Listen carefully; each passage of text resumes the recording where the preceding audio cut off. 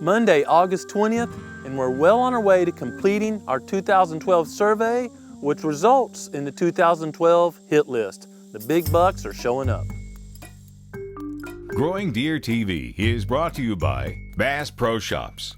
Also by Reconics, Trophy Rock, Non-Typical Wildlife Solutions, Muddy Outdoors, Eagle Seed, Nikon, Winchester, Redneck Hunting Blinds, Dead Downwind, Record Rack, Foxworthy Outdoors, Antler Dirt.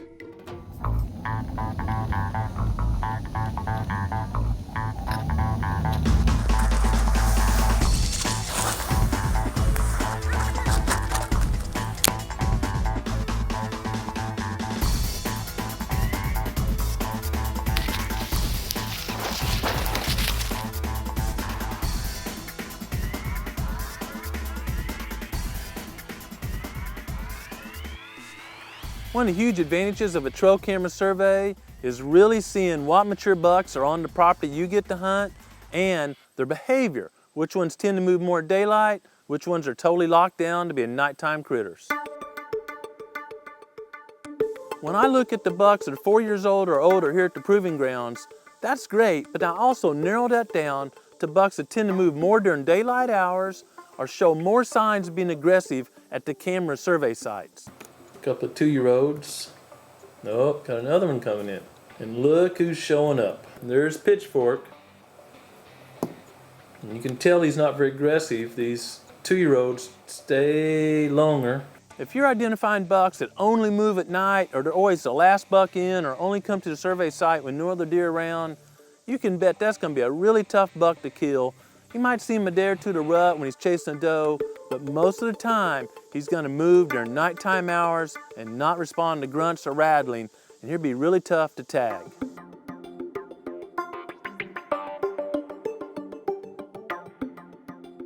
Last year, a buck we called Clean 12 gave us great signs early on of moving some during daylight and being aggressive.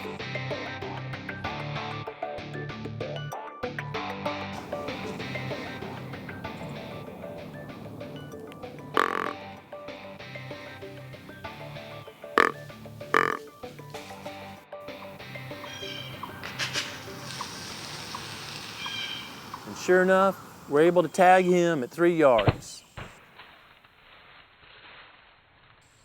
As we share with you our hit list bucks this year, the bucks we consider 4 years old or older, we'll also talk about the individual characteristics and which ones we want to spend our time on attempting to pattern and hunt.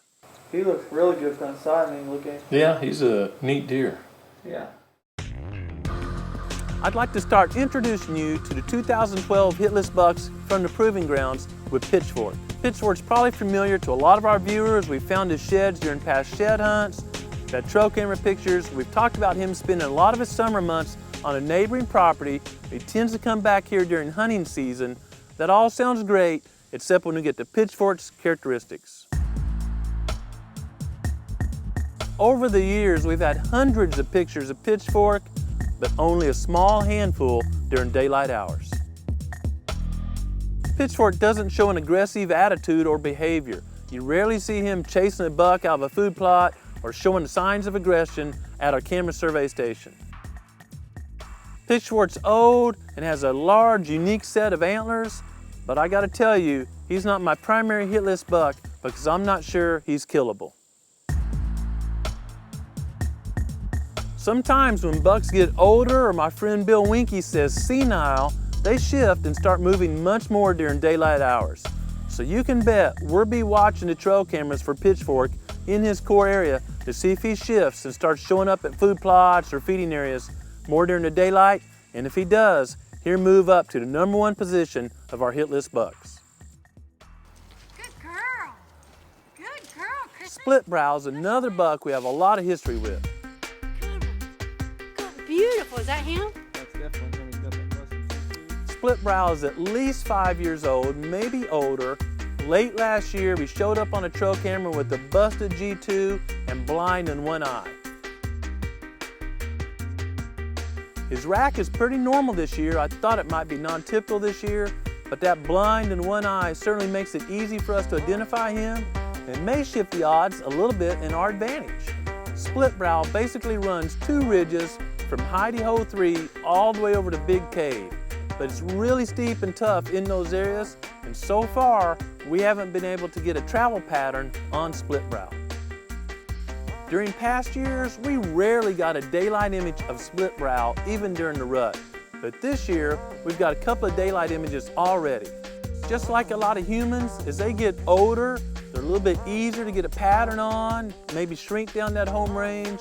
And we're thinking this might be the year split brow gives up his guard just a little bit, and he might move to the top of our hit list.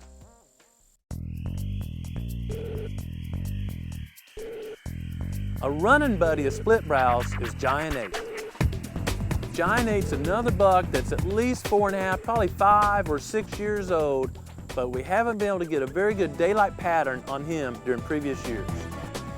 I clearly remember coming home from an out-of-state trip last year during late December, and Adam and I were going to hunt Giant 8 the next day when I got a cell phone call from Adam saying he had good news and bad news. I'm a fan of good news, so I asked Adam, give me the good news first. And he said, Giant 8's still alive. I thought, great, he got a daytime picture or something. Then he told me the bad news. He said, I'm standing in Little Cave holding Giant 8's antler. He had shed early. Giant 8 seems to have somehow survived the drought and produced about the same size rack he did last year. He's certainly close to the top of our hit list, and if you're just slide about 15 minutes earlier in the daylight period, he'll probably jump to #1 because we know his pattern pretty well, and we think Giant 8's a buck we can tag this year.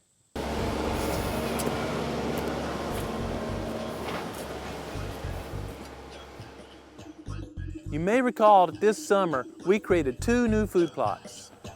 Both of them on a ridge that didn't have any food plots in the past because there was no access. We love ridgetop food plots because the wind direction is much more constant than lower down or in the valley. Those are all fine characteristics, but the real magic is we've had pictures of both Giant 8 and split brow on the north and south side of that ridge. They're clearly traveling through there, but it was all constant hardwoods. We've now created a couple of attraction points. Hopefully it will help us figure out their travel pattern better. It's only 25 days till deer season starts in Missouri. I expect my food plots will be up and growing by then, but there's other attractions out there, other food sources that may be just, if not more important, to patterning a mature buck. Crab apples, plums, pears are all great attractants to deer, especially mature bucks, who can find a good food source in the cover of a wooded area. The first fruits are starting to fall off this grove of fruit trees, but there's still plenty on the trees. As you can see, that one just fell when I touched it. So it'll be interesting to see if this is still holding fruit come deer season, September 15th. There's probably not a more famous fruit for deer hunters than persimmons. Since I was a young boy, I remember hearing men in the barbershop and other hunters talk about finding that secret persimmon grove to hunt deer. As many of y'all know, persimmons are extremely sour and tart until they're ripe, usually after the first frost. And then the sugars change and they become a magical attractant for deer. Persimmon trees grown in the open like this one tend to have more fruit than those grown back in the woods.